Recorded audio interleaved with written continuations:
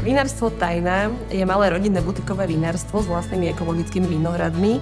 Nachádzame sa pri malej dedinke Tajná v Nitrianskej oblasti. Moje meno je Barbora, mám na starosti obchod a teda mám pozíciu Key Account Manager. Pred zavedením CRM-ka sa využívalo najmä Excel a rôzne prehľadové tabuľky, reporty, ktoré sa vytvorili na základe nášho skladového systému, predajného systému a rôznych databáz, s ktorými sa pracovalo.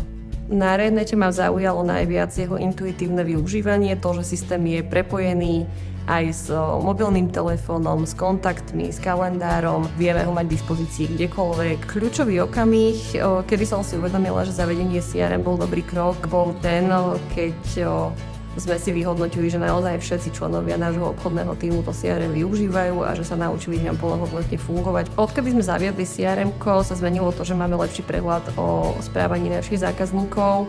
Vieme si evidovať ich históriu, či už ich nákupy, účasť na našich degustáciách, podujatiach. V RedNete najviac využívame adresár, následne využívame kalendár na plánovanie stretnutí a aktivity na zaznamenávanie telefonátov, e-mailov, udalostí. Ak by som prestala používať CRM, tak si to neviem predstaviť, nakoľko CRM trávim každý jeden môj pracovný deň. Je to ako keby ste mi asi zobrali mobilný telefón.